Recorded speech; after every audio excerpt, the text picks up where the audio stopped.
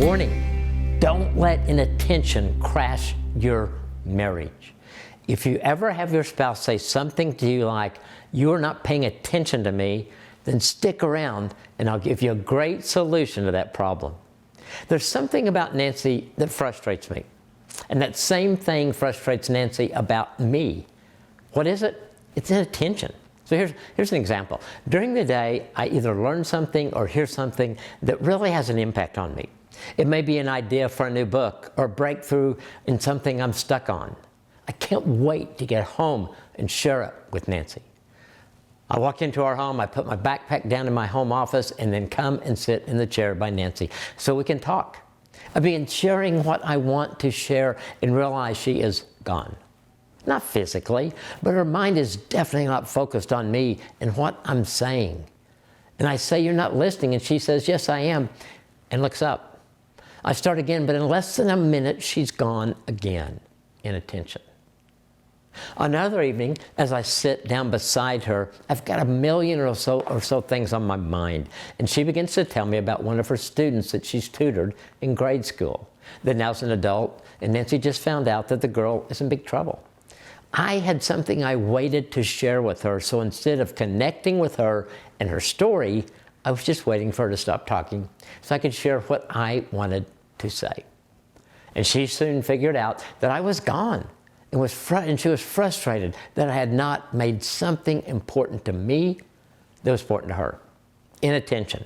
So how about you? Do you ever think your spouse is not listening to you? Do you ever not listen to your spouse? You know what? Neither of those ever work. If a big part of marriage is connection, it is not happening in those times. In fact, it usually puts a dent in your connection. The size of the dent, well, that's going to depend on where the relationship is at that time. It could be just a small dent that is easily buffed out, or it could be a dent that is so severe that the relationship is in danger of being totaled. This is a battle I believe everyone alive today has to deal with. There's so many things both in us and out of us that want our attention.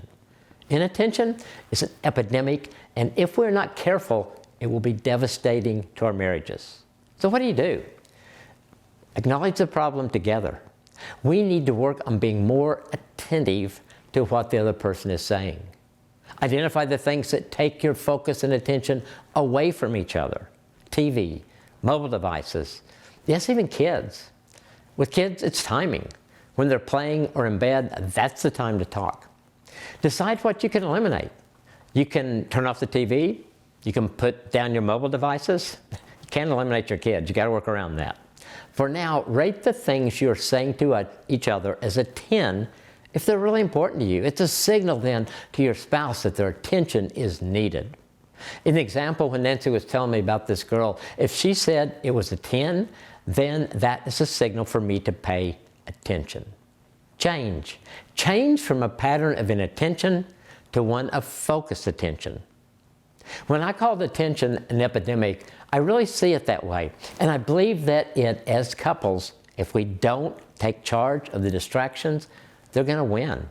So today, make being attentive to each other a priority. Hear the conversation, make your plan, and then execute it.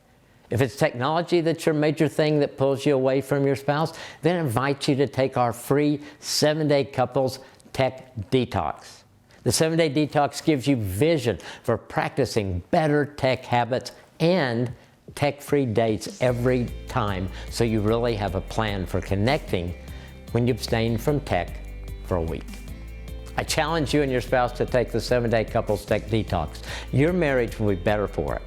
Look at the link in the video description and get started today.